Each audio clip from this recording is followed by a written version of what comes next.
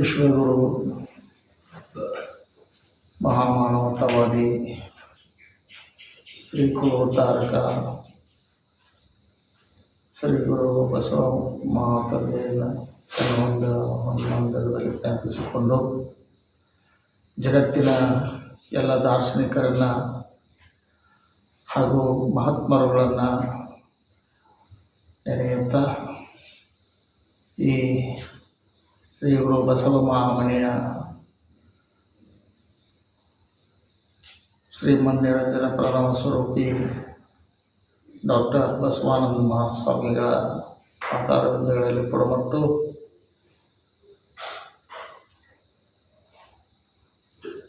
ತಮ್ಮೆಲ್ಲರ ಈ ಒಂದು ಅಂತರಾತ್ಮಕ್ಕೆ ಶರಣಾರ್ಥಿಗಳು. ಶರಣರ ಬಗ್ಗೆ ಎಷ್ಟು ಹೇಳಿದರೂ ಕಡಿಮೆನೇ. ಶರಣರ ಜೀವನ ಅದು ಲೋಕಕ್ಕೆ ಮಾರ್ಗ, ಅದು ಬಸವ ಮಾರ್ಗ, ಅದು ಬಸವ ಚೇತನ. ಬಸವ ಎಂದೊಡೆ ಪಾಪ ಬೆಸಗೆಟ್ಟೋಡುವುದು, ಬಸವ ಎಂದೊಡೆ ಪಾಪ ದೆಸೆಗೆಟ್ಟೋಡುವುದು, ಪುಣ್ಯ ಮರುಕಳಿಸಿ ಬರುವುದು. ಯಾವುದೇ ಒಂದು ಜೀವನದಲ್ಲಿ ಬಸವ ನೀವು ಯಾವುದೇ ಕೆಲಸ ಮಾಡಿರಿ, ಅಲ್ಲಿ ಬಸವ ಅನ್ನುವಂಥ ಒಂದು ಶಬ್ದ ಮೂರಕ್ಷರ. ಬಸವ ಆ ಮೂರಕ್ಷರ ನಿಮ್ಮ ಮನಸ್ಸಿನಲ್ಲಿ, ನಿಮ್ಮ ಬಾಯಲ್ಲಿ ಇದ್ದರೆ ಅದು ಬೇಕಾದಂಥ ಎಂಥ ಬೇಕಾದಂಥ ಕೆಲಸ ಇದ್ದರೂ ಕೂಡ ಅದು ಸರಳವಾಗ್ತದೆ ಅಂತ ಹೇಳ್ತಾರೆ ಶರಣರು. ಅದಕ್ಕಾಗಿ ನಾವು ವಚನಗಳನ್ನು ಓದೋದು ಬೇಡ, ವಚನಗಳನ್ನು ಬಾಯ್ಪಾಟ್ ಮಾಡೋದು ಬೇಡ. ನಮ್ಮ ಮನಸ್ಸಿನಲ್ಲಿ ಬಸವ ಬಸವ ಅಂದರೆ ಸಾಕು. ಈ ಭವಸಾಗರವನ್ನು, ಈ ದುಃಖ ಸಾಗರವನ್ನು ನಾವು ಸರಳವಾಗಿ ದಾಟ್ತೇವೆ ಅಂಥೇಳಿ ಶರಣರು ಹೇಳ್ತಾರೆ. ಅದೇ ರೀತಿ ನಾವು ಕೂಡ ಬಸವ ಬಸವ ಬಸವ ಬಸವ ಎಂದು ಭವಸಾಗರವನ್ನು ದಾಟಿದಿನಯ್ಯ ಅಖಂಡೇಶ್ವರ. ಷಣ್ಮುಖ ಶಿವಯೋಗಿಗಳು ಹೇಳ್ತಾರೆ, ನಾನು ಯಾವ ವಚನವನ್ನು ಪಾಲನೆ ಮಾಡೋದು ಬೇಡ, ನಾನು ಯಾವ ವೇದ ಪುರಾಣ ಶಾಸ್ತ್ರಗಳನ್ನು ಓದೋದು ಬೇಡ, ನನಗೆ ಬಸವ ಅನ್ನುವಂಥ ಒಂದು ಮೂರಕ್ಷರ ನನ್ನ ಹೃದಯದಲ್ಲಿದ್ದರೆ ಸಾಕು, ಅಭೇದ್ಯ ಭೇದ್ಯವಾಯಿತು. ಒಂದು ಸಲ ಗಂಗಾ ನದಿಯನ್ನು ದಾಟ್ತಿರ್ತಾರೆ. ಗಂಗಾ ನದಿಯನ್ನು ದಾಟುವಾಗ ಡೋಣಿಯಲ್ಲಿ, ಅವಾಗ ಡೋಣಿ, ಆ ನಾವಿಕ ಏನಿರ್ತಾನೆ ಅವನು ಸರಳ ಜೀವಿ.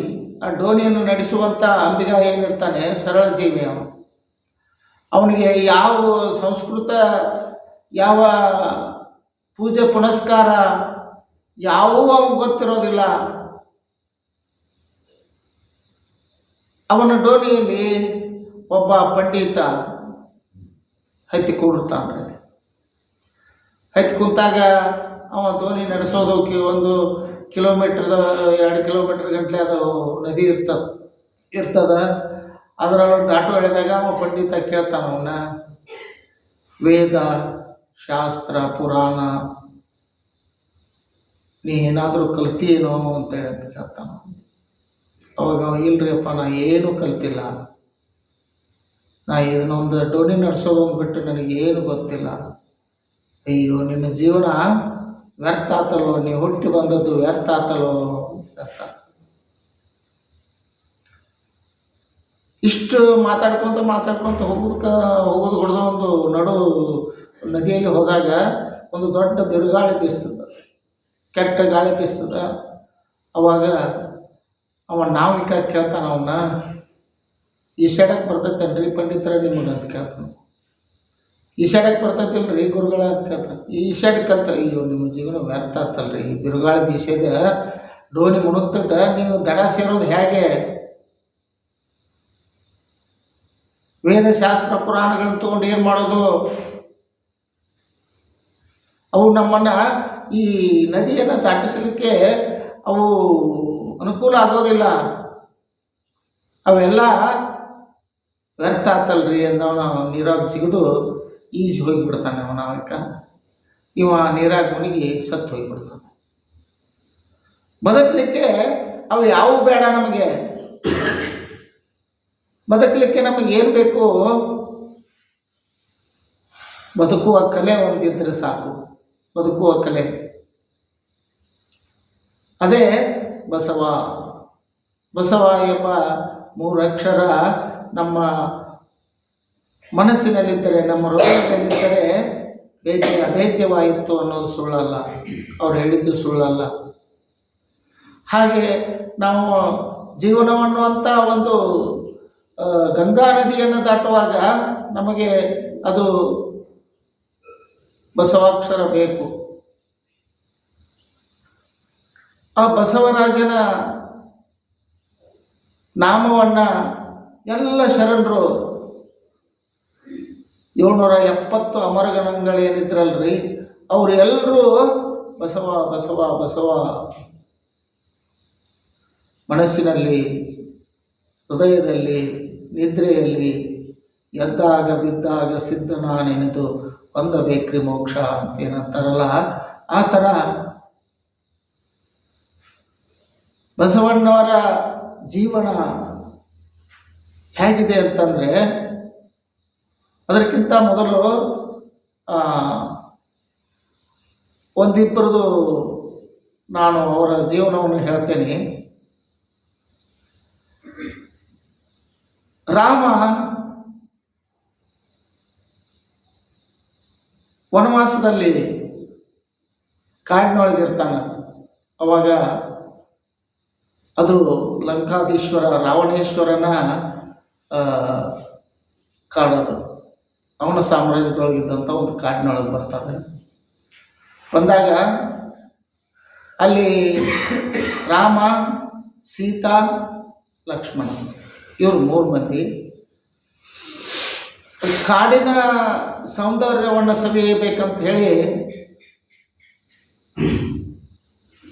ಶೂರ್ಪಣಿಕಿ ಅನ್ನುವಂಥ ಒಬ್ಬ ರಾವಣನ ತಂಗಿ, ಮಹಾ ಸುಂದರ ಹುಡುಗಿ, ಸುಂದರ ಹೆಣ್ಮಗಳು.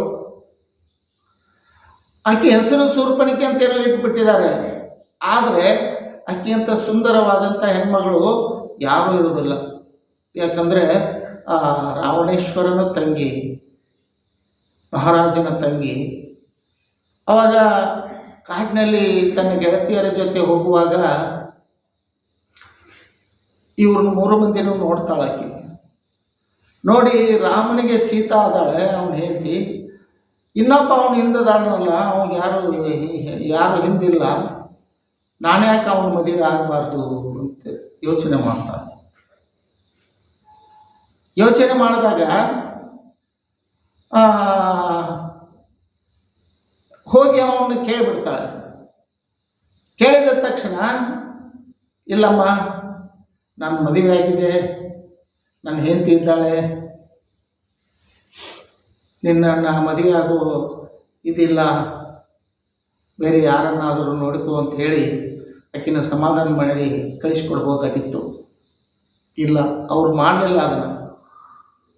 ಆಕೆಯ ಮೂಗು, ಕಿವಿಗಳು ಮತ್ತು ಎದೆಯ ಮೊಲೆಗಳನ್ನು ಕೋದು ಕಳಿಸಿಬಿಡ್ತಾರೆ.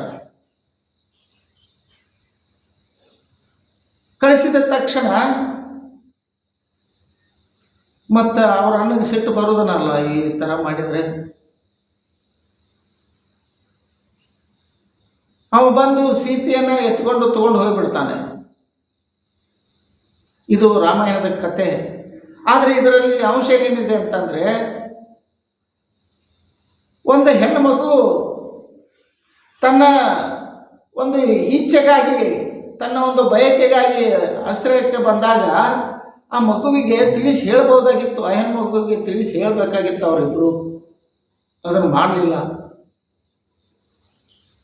ಅದೇ ಒಬ್ಬ ವಿವೇಕಾನಂದ ಅನ್ನುವಂಥ ಒಬ್ಬ ವ್ಯಕ್ತಿ ಚಿಕಾಗೋ ಪಟ್ಟಣದಲ್ಲಿ, ಅಮೆರಿಕಾದಲ್ಲಿ ಚಿಕಾಗೋ ಪಟ್ಟಣದಲ್ಲಿ ಪಟ್ಟಣವನ್ನು ನೋಡುತ್ತಾ ತಿರುಗಾಡುವಾಗ ಒಂದು 20-22 ವಯಸ್ಸಿನ ಒಂದು ಹೆಣ್ಮಗಳು ಅವನು ಬೆನ್ನು ಹತ್ತಿ ಬರ್ತಿರ್ತಾಳೆ. ವಿವೇಕಾನಂದನ ಬೆನ್ನು ಹತ್ತಿ ಬರುವಾಗ ಆಯ್ತು, ಅವರು ಮುಂದೆ ಹೋಗೋದು ಹೊಳ್ಳಿ ನೋಡೋದು ನೋಡಿ ತನ್ನ ಬೆನ್ನು ಹತ್ತಿ ಬರಾಕ್ತಾಳೆ ಅನ್ನೋದು ಗೊತ್ತಾಗಿ ತಿರುಗಿ ನಿಂತು, ಯಾಕಮ್ಮ ನನ್ನ ಬೆನ್ನು ಹತ್ತಿ ಯಾಕೆ ಬರಾಕತ್ತಿ ಅಂತ ಕೇಳ್ತಾರೆ ಅವರು ವಿವೇಕಾನಂದರು. ಅವಾಗ ಆ ಹೆಣ್ಮಗಳು ಹೇಳ್ತಾಳೆ, ಇಲ್ಲ ನಾನು ನಿಮ್ಮನ್ನು ಮದುವೆ ಆಗ್ಬೇಕಂತ ಮಾಡಿದ್ದೀನಿ, ನಿಮ್ಮ ಮೇಲೆ ನನಗೆ ಮನಸ್ಸಾಗಿದೆ, ನಿಮ್ಮ ಮೇಲೆ ನನಗೆ ಮೋಹ ಆಗಿದೆ, ಯಾಕೆ ನನ್ನ ಮದುವೆ ಆಗ್ಬೇಕಂತ ನಿನಗೆ ಅನಿಸ್ತಾ ಇದೆ ಅಂತ ಕೇಳ್ತಾರೆ ಅವರು. ಅವಾಗ ಆಕೆ ಹೇಳ್ತಾಳೆ, ನಿಮ್ಮಂಥ ಒಂದು ಮಗನ್ನ ನಾನು ಪಡಿಬೇಕು ಅಂತೇಳಿ ನಾನು ನಿಮ್ಮನ್ನು ಮದುವೆ ಆಗ್ಬೇಕಂತ ಮಾಡಿದ್ದೇನೆ ಅಂತ ಹೇಳ್ತಾಳೆ. ಅವಾಗ ವಿವೇಕಾನಂದ ಹೇಳ್ತಾನೆ, ಅಮ್ಮ ನೀನು ನನ್ನ ಮದುವೆಯಾಗಿ ನೀನು ಗರ್ಭವತಿಯಾಗಿ ಆಮೇಲೆ ನನ್ನಂಥ ಮಗನ ಹಡಿತೀವೋ ನಿಲ್ಲೋ ಅದು ದೇವರಿಗೆ ಗೊತ್ತು, ಅದು ವಿಚಾರ ಬೇಡ, ನನ್ನನ್ನೇ ನೀನು ನನ್ನ ಮಗು ಅಂತೇಳಿ ಸ್ವೀಕಾರ ಮಾಡಿಬಿಡು ಅಂತ ಹೇಳ್ತಾರೆ.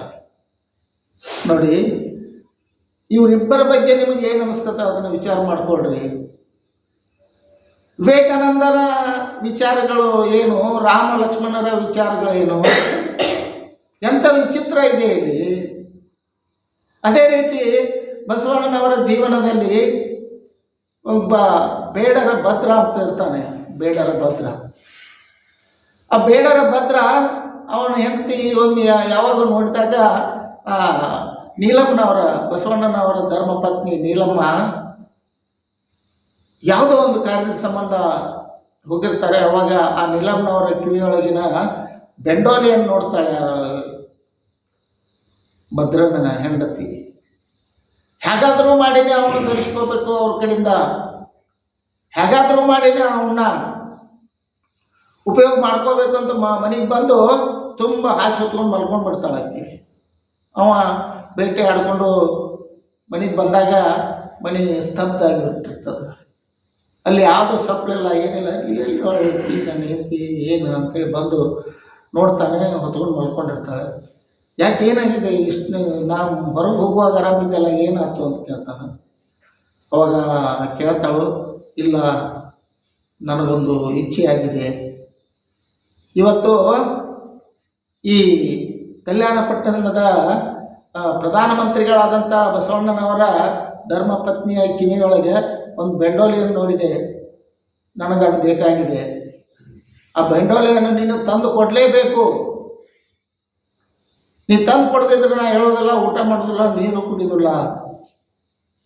ಅವನ ಕೆಲಸನ ತೊಡಗು ಮಾಡೋದು, ಕಳುವು ಮಾಡೋದು. ಅವನಿಗೆ ರಾತ್ರಿ ಯಾವಾಗ ಆಗ್ತೈತೋ ಅಂತೇಳಿ ಅವನ ಮನಸ್ಸಿನಲ್ಲಿ ಬಡಬಡಿಸ್ತಾ ಇರ್ತದೆ. ಅವನ ಮನಸ್ಸಿನಲ್ಲಿ ಅದು ಕಟ್ಟಿತಾ ಇರ್ತದೆ. ಅಂಥ ತೊಡಗವ ರಾತ್ರಿ ಆದರೆ ಅವನಿಗೆ ಇದು ಐಶ್ವರ್ಯ ಸಿಕ್ಕ ಹಾಗೆ. ಅಂತ ಅವನು ಏನು ಮಾಡಬೇಕು ಅಂತ ವಿಚಾರ ಮಾಡಿ ನೋಡಿದಾಗ ಬಸವಣ್ಣನವರ ಅಂತಃಪುರಕ್ಕೆ ಕದಾನ ಇರೋದಿಲ್ಲ, ಬಾಗಿಲು ಅಷ್ಟೇ ಕದ ಇರುವಂಗಿಲ್ಲ.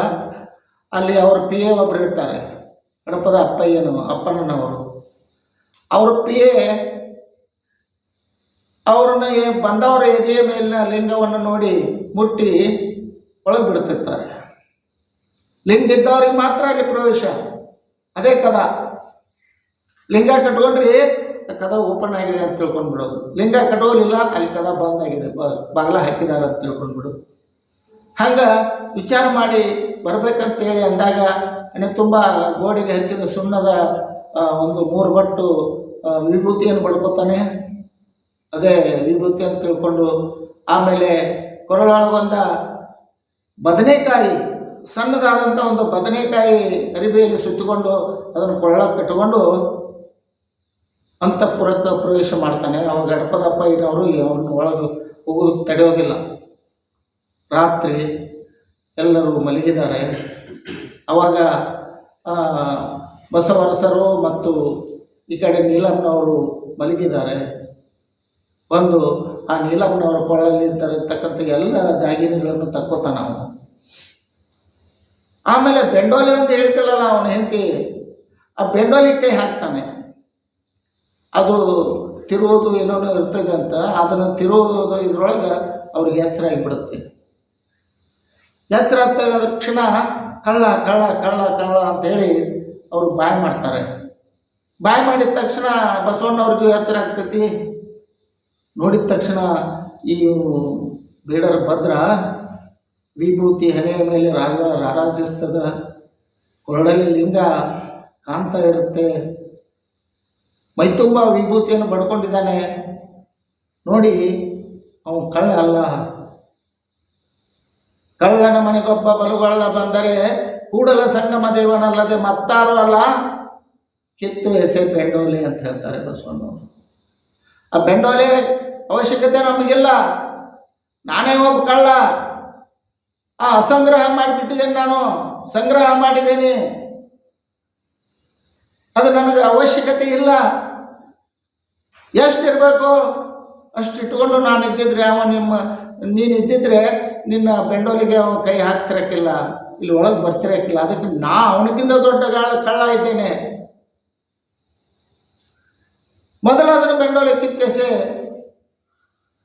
ಅಯ್ಯೋ ಎನ್ನಯ್ಯನ ಕೈ ನೊಂದಿತ್ತು, ಅಯ್ಯೋ ಎನ್ನಯ್ಯನ ಕೈ ನೊಂದಿತ್ತು, ತೆಗೆದು ಬೆಂಡೋಲೆ ಬಿಚ್ಚಿ ಎಸೆ ಅಂತೇಳಿ ಬಸವಣ್ಣವರ ಬಾಯಿಂದ ಆ ವಚನ ಬರುತ್ತೆ ನೋಡಿ. ಒಬ್ಬ ಕಳ್ಳನ ಮೇಲೂ ಕೂಡ ಎಷ್ಟು ಉದಾರತೆ. ಅವಾಗ ಭದ್ರ ಹೇಳ್ತಾನೆ, ಯಪ್ಪ ನಾ ಸಂಗಮನಾಥ ಇವ ಅಲ್ಲ, ನಾನೊಬ್ಬ ಬೇಡರ ಭದ್ರ. ನನ್ನ ಕಸಬು ತುಡು ಮಾಡೋದು, ನನ್ನ ಕಸಬು ಕಳವು ಮಾಡೋದು, ನನ್ನ ಕಸಬು ಜನರು ಹೊಡೆಯೋದಕ್ಕೆ ನನ್ನ ಕಸಬು, ಕೊಲೆ ಮಾಡೋದು ನನ್ನ ಕಸಬು. ಅಂಥದ್ರಲ್ಲಿ ನೀವು ನನ್ನನ್ನು ಸಂಗಮನಾಥ ಅಂಥೇಳಿ ನೀವು ನಮ್ಗೆ ನಮಸ್ಕಾರ ಮಾಡ್ತೀರಿ ಅಂತಂದರೆ, ಅಯ್ಯೋ ನಾ ಎಂಥ ಪಾಪಕ್ಕೆ ಹೋಗ್ತೀನಿ. ಅಲ್ಲ ಬುದ್ಧಿ, ನಾನು ಅಂಥ ವ್ಯಕ್ತಿ ಅಲ್ಲ, ನಾನೊಬ್ಬ ಕಳ್ಳ ಅಂತೇಳಿ ಬಸವಣ್ಣವ್ರ ಕಾಲು ಬೀಳ್ತಾನೆ. ಕಾಲು ಬಿದ್ದು ಕಡೆಗೆ ಅವರ ಪ್ರೈವೇಟ್ ಸೆಕ್ರೆಟರಿ ಅಂತ PS ಅಂತಾರಲ್ರಿ, ಅಪ್ಪಣ್ಣವರ ಜಾಗವನ್ನು ಅವನೇ ತಗೊಂಡ್ಬಿಡ್ತಾನೆ. ಅಂತ ಕಳ್ಳನನ್ನು ಪರಿವರ್ತನೆ ಮಾಡಿ ಅವನನ್ನು ಸರಿದಾರಿಗೆ ತರುವಂಥ ಕೆಲಸವನ್ನು ಶರಣರು ಮಾಡ್ತಾರೆ. ಈ 3 ಮಂದಿಯ ಒಂದು ಉದಾಹರಣೆ ನಿಮಗೆ ಕೊಟ್ಟೆ. ಇದರಲ್ಲಿ ಏನಿದೆ ಬಸವ ತತ್ವ ಇವತ್ತು ಯಾಕೆ ಎಲ್ಲರಿಗೂ ಜನಪ್ರಿಯವಾಗ್ತಾ ಇದೆ? ಇಂಥ ನಡತೆಯಿಂದ, ಇಂಥ ಒಂದು ಜೀವನ ಹೇಗೆ ನಡೆಸ್ತಿದ್ದಾರೆ ಅವರು ಶರಣರು ಅನ್ನೋದಕ್ಕೆ ಇಂಥ ಉದಾಹರಣೆಗಳು ಸಾಕಷ್ಟಿದ್ದಾವೆ. ಅವರೇನು ಪವಾಡ ಮಾಡೋರಲ್ಲ, ಜನರ ಕಣ್ಣಲ್ಲಿ ಮಣ್ಣು ಎರಚೋರಲ್ಲ, ಜನರಿಗೆ ಮೋಸ ಮಾಡೋರಲ್ಲ. ಅವು ಪವಾಡ ಅಲ್ಲ. ಅವರ ಜೀವನದಲ್ಲಿ ಬಂದಂಥ ಸಮಸ್ಯೆಗಳನ್ನು ಸರಳವಾಗಿ ಬಗೆಹರಿಸಿಕೊಳ್ತಿರ್ತಾರೆ. ಸರಳವಾಗಿ ಪ್ರತಿಯೊಬ್ಬರು ಕಾಯಕ ಮಾಡೋದು, ಕಾಯಕ ಮಾಡಿ ಆ ಬಂದದ್ರದಲ್ಲಿ ಇವತ್ತು ನಾನೊಂದು 10 ರೂಪಾಯಿ ದುಡಿದಿದ್ದೇನೆ ಅಂದರೆ ಅದರಲ್ಲಿ 10%, ಒಂದು 10 ರೂಪಾಯಿದಲ್ಲಿ 10% ಅಂತಂದರೆ 1 ರೂಪಾಯಿ ದಾಸೋಹಕ್ಕಾಗಿಡೋದು. ದಾಸೋಹ ದಾನ ಕೊಡೋದು, ದಾನ ಕೊಟ್ಟವರ ನಾನು ದಾನ ಕೊಟ್ಟೆ ಅನ್ನುವಂಥ ಒಂದು ಇದಿರುತ್ತೆ, ಹಮ್ಮಿರುತ್ತೆ. ಅವನು ಇಸ್ಕೊಂಡ ಅವನಂತೇಳಿ, ಅಯ್ಯೋ ಇವ್ರಂತೇಳಿ ನಾನು ಇಸ್ಕೊಂಡಿದ್ದೇನಲ್ಲ, ಇವರಿಗೆ ನಾನು ವಿಧೇಯನಾಗಿ ನಡ್ಕೋಬೇಕು. ವಿಧೇಯತೆ ಅವನಲ್ಲಿ ಒಂಥರ ಏನೋ ಕೀಳಿರಿಮೆ ಕಾಡ್ತಾ ಇರುತ್ತೆ. ಆದರೆ ದಾಸೋಹ ಅಂತಂದರೆ ಅದು ಯಾವುದೂ ಇಲ್ಲ. ಕೊಟ್ಟೆನನ್ನುವಂಥ ಒಂದು ಭಾವನೂ ಇಲ್ಲ, ಅವರಲ್ಲಿಂದ ನಾನು ಇಸ್ಕೊಂಡಿದ್ದೇನನ್ನುವಂಥ ಒಂದು ಕೀಳಿರಿಮೆನೂ ಇಲ್ಲ. ಅದಕ್ಕಾಗಿ ದಾಸೋಹಕ್ಕೆ ಶರಣರು ಹೆಚ್ಚು ಮಹತ್ವ ಕೊಟ್ಟರು. ಹಿಂದೆ ಸನಾತನ ಧರ್ಮೀಯರು ಹೆಣ್ಮಕ್ಕಳನ್ನು ದಾನ ಕೇಳ್ತಿದ್ರು, ವಸ್ತು ಒಡವೆಗಳನ್ನು ದಾನ ಕೇಳ್ತಿದ್ರು, ಭೂಮಿಯನ್ನು ದಾನ ಕೇಳ್ತಿದ್ರು. ದಾನ ದಾನ ಅಂತೇಳಿ ದಾನದ ಮಹಿಮೆಯನ್ನು ಹೆಚ್ಚು ಹೇಳ್ಕೊತಾ ಇದ್ರು. ನೋಡ್ರಿ, ಯಾರಾದರೂ ಯಾವ ಧರ್ಮದಲ್ಲಾದರೂ ಹೆಣ್ಮಕ್ಳನ್ನ ದಾನ ಕೊಡೋದು ಇರುತ್ತಾ? ಯಾವುದಾದ್ರೂ ಹೆಣ್ಮಕ್ಳು ದಾನ ಕೊಡಲಿಕ್ಕೆ ಸಿದ್ಧರಾಗ್ತಾರ? ಆದರೆ ಈ ಭಾರತದಲ್ಲಿ ಸನಾತನವಾದಿಗಳು ಯಾವ ಥರ ಹೆಣ್ಣು ಮಕ್ಕಳ ಶೋಷಣೆ ನಡೆಸ್ತಾ ಇದ್ರು. ಹೆಣ್ಣು ಮಕ್ಕಳನ್ನ ಒಂದು ಯಾವುದೋ ಒಂದು ವಸ್ತುವಿನ ಪ್ರಕಾರ ನೋಡ್ತಾ ಇದ್ರು. ಇಲ್ಲಿ ಗಂಡ ಏನೋ ತನ್ನ ದುಶ್ಚಟಕ್ಕಾಗಿ ತಾನು ಸೆರೆ ಕುಡಿದು ಏನೇನೋ ಮಾಡಿಕೊಂಡು ರೋಗ ಹಚ್ಕೊಂಡು ಸತ್ರೆ ಆ ಹೆಣ್ಮಗಳು ಏನು ಮಾಡಬೇಕು? ಆ ವಿಧವೆ ಎನ್ನುವಂಥ ಒಂದು ಪಟ್ಟವನ್ನು ಕಟ್ಟಿ ಆಕೆಯನ್ನು ಶೋಷಣೆ ಮಾಡ್ತಾ ಇತ್ತು ಈ ಸಮಾಜ. ಅಂಥದ್ರಲ್ಲಿ ಆ ಕಾರ್ತಿಕದ ಕಗ್ಗತ್ತಲಲ್ಲಿ ಆಕಾಶ ದೀಪವಾಗಿ ನೀ ಬಂದೆ, ಬಟ್ಟೆಗೆಟ್ಟವರಿಗೆ ಒಂದೊಂದೇ ದ್ವಂದ್ವಿದಿಕ್ಕಾದ 8 ಶತಮಾನಗಳ ಹಿಂದೆ ಅಗ್ನಿ ಕಡ್ಗೋಣ ಅಂತ ಓ ಅಧ್ಯಾತ್ಮ ಕ್ರಾಂತಿವೀರ ದೇವದಯೋಂಗಹೇ ವೀರ ಅವತಾರ ಶ್ರೀ ಗುರು ಬಸವೇಶ್ವರ. ಇದು ನಮ್ಮ ಕನ್ನಡಾಂಬೆಯ ರತ್ನಖಚಿತವಾದ ಕಿರೀಟಕ್ಕೆ ಮೊದಲನೆಯ ಜ್ಞಾನಪೀಠ ಪ್ರಶಸ್ತಿಯ ಒಂದು ಚಿನ್ನದ ಗರಿಯನ್ನು ತಂದುಕೊಟ್ಟಂಥ ರಾಷ್ಟ್ರಕವಿ ಕುವೆಂಪು ಅವರು ಹೇಳಿದ ವಚನ ಇದು, ಅವರು ಬರೆದ ವಚನ ಇದು. ಎಷ್ಟು ಜರ್ಜರಿತವಾಗಿತ್ತು ಸಮಾಜ ಅವಾಗಂತಂದರೆ ಅದು ಬೇಡ, ಹೇಳೋದು ಬೇಡ. ಹೇಳಲಿಕ್ಕೂ ಅದಕ್ಕೆ ಶಬ್ದ ಬರೋದಿಲ್ಲ, ಸಿಗೋದಿಲ್ಲ. ಶಬ್ದಕ್ಕೆ ಅತೀತವಾಗಿರ್ತದೆ ಅದು. ಅಷ್ಟು ಭಯಾನಕ, ಅಷ್ಟು ಭಾರತ ದೇಶದಲ್ಲಿ ಅಷ್ಟು ಹೀನಾಯವಾಗಿ ಕಾಣ್ತಾ ಇದ್ರು ಹೆಣ್ಮಕ್ಕಳನ್ನ. ಅದನ್ನ ಹೊಡೆದೋಡಿಸಿ ಹೆಣ್ಣು ಮಕ್ಕಳಿಗೂ ಒಂದು ಅಸ್ತಿತ್ವವನ್ನು ತೋರಿಸಿಕೊಟ್ಟವರು ಶರಣರು. ಅದಕ್ಕೆ ಹೆಣ್ಣಲ್ಲ, ಹೆಣ್ಣು ಪ್ರತ್ಯಕ್ಷ ಕಪಿಲ ಸಿದ್ಧ ಮಲ್ಲಿಕಾರ್ಜುನ ಸೊಲ್ಲಾಪುರದ ಸಿದ್ದರಾಮೇಶ್ವರ ವಚನ ಇದು. ಹೆಣ್ಣಲ್ಲ, ಹೆಣ್ಣು ಮಾಯೆ ಅಲ್ಲ, ಹೆಣ್ಣು ರಕ್ಕಸಿ ಅಲ್ಲ, ಹೆಣ್ಣು ಪ್ರತ್ಯಕ್ಷ ಕಪಿಲ ಸಿದ್ಧ ಮಲ್ಲಿಕಾರ್ಜುನ.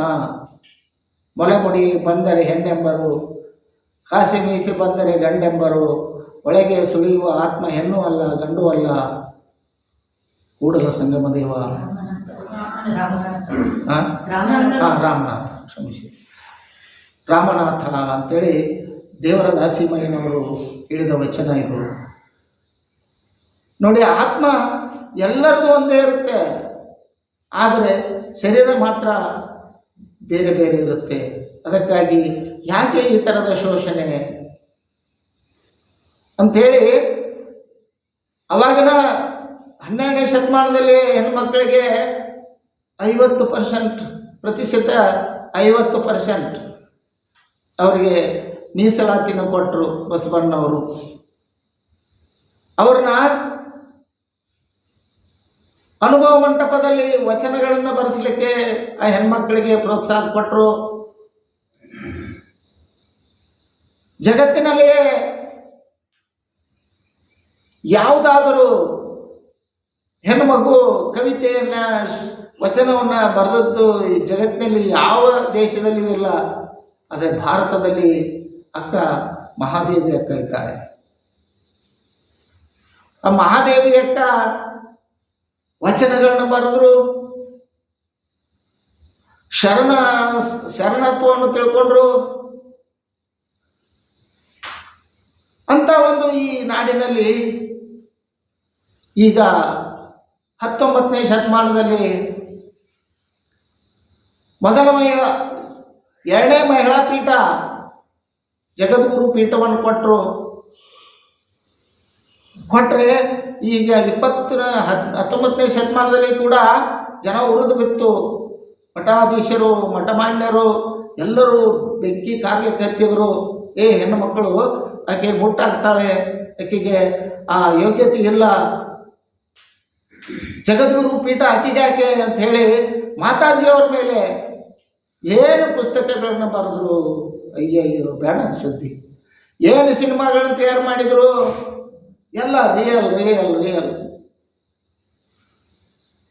ರಿಯಲ್ ರಿಯಲ್ ರಿಯಲ್ ಎಂತೆಂಥ ಅಶ್ಲೀಲ ಪುಸ್ತಕಗಳು ಅವ್ರ ಹೆಸರಿನ ಮೇಲೆ. ಆದರೆ ಅದಕ್ಕೆ ಯಾವುದಕ್ಕೂ ಹೆದರದೆ ಗಂಡಸನಿಗಿಂತ ಗಂಡಸಾಗಿ ಒಂದು ಜಗದ್ಗುರು ಪೀಠವನ್ನು ಏರ್ತಾರೆ ಅಂತಂದರೆ ಸಾಮಾನ್ಯ ಹೆಣ್ಮಗಳಲ್ಲ, ಸಾಮಾನ್ಯ ಹೆಣ್ಮಗಳಲ್ಲ ಮಾತಾಜಿ. ಆ ಮಾತಾಜಿ ಮತ್ತು ಲಿಂಗಾನಂದಪ್ಪ ಅವರು ಇಳಿದಿದ್ರೆ ನಾವು ಲಿಂಗಾಯತರು ಅನ್ನೋದು ನಮ್ಗೆ ಗೊತ್ತಾಗ್ತಿರಕ್ಕಿಲ್ಲ. ನಾವು ಲಿಂಗಾಯತರು ಅನ್ನೋದು ಗೊತ್ತಿರ್ತಿರಕ್ಕಿಲ್ಲ ನಮಗೆ. ಎಲ್ಲ ಹನುಮಂತವ್ರಿಗೂ ಹೋಗೋದನ, ರಾಮಗನು ಜೈ ಅನ್ನೋದನ, ಈ ಕೃಷ್ಣಗನು ಜೈ ಅನ್ನೋದನ. ಅವ್ರು ಬಂದರು ಹೋಗೋದ, ಅವ್ರು ಬಂದಾಗ ಅವ್ರು ಕೂಡ, ಇವ್ರು ಬಂದಾಗ ಇವ್ರು ಕೂಡ. ನಾವು ನಡುವ ಅತ್ತು ಇಲ್ಲ ಇತ್ತು ಇಲ್ಲ. ಇಂಥ ಪರಿಸ್ಥಿತಿಯಲ್ಲಿ ಇದ್ದಾಗ ಲಿಂಗಾನಂದಪ್ಪ ಅವರು, ಪೂಜ್ಯ ಮಾತಾಜಿಯವರು ಈ ನಮ್ಮ ಸಮಾಜಕ್ಕೆ ದಾರಿದೀಪವಾಗಿ, ಒಂದು ಬೆಳಕಾಗಿ, ಸೂರ್ಯನ ಒಂದು ಥರ ಬಂದು ನಮಗೆ ಅರಿವು ಮೂಡಿಸಿ ಸಾಕಷ್ಟು ಧಾರವಾಡದಲ್ಲಿ ಅಕ್ಕ ಮಹಾದೇವಿಯ ಪೀಠ ಅದು ಮಾತಾಜಿಯವರು ಕಟ್ಟಿಕೊಟ್ಟದ್ದು. ಯಾರೂ ಮಾಡದಂಥ ಕೆಲಸವನ್ನು ಮಾತಾಜಿಯವರು ಮಾಡಿದರು. ಅಂಥವರ ಈ ಒಂದು ಕಾರ್ಯವನ್ನು, ಅಂಥವರ ಒಂದು ಈ ಕಾಯಕವನ್ನು ನಾವು ಮೆಚ್ಚಿಕೊಂಡು ಅವರ ಈ ಒಂದು ಹಾದಿಯಲ್ಲಿ ನಾವು ನಡೆಯೋಣ ಅಂಥೇಳಿ ತಮ್ಮೆಲ್ಲರಲ್ಲಿ ವಿನಂತಿಪೂರ್ವಕವಾಗಿ ಕೇಳಿಕೊಂಡು ನನ್ನ ಎರಡು ಮಾತುಗಳನ್ನು ಮುಗಿಸ್ತೇನೆ. ಎಲ್ಲರಿಗೂ ಶರಣಾರ್ಥಿ.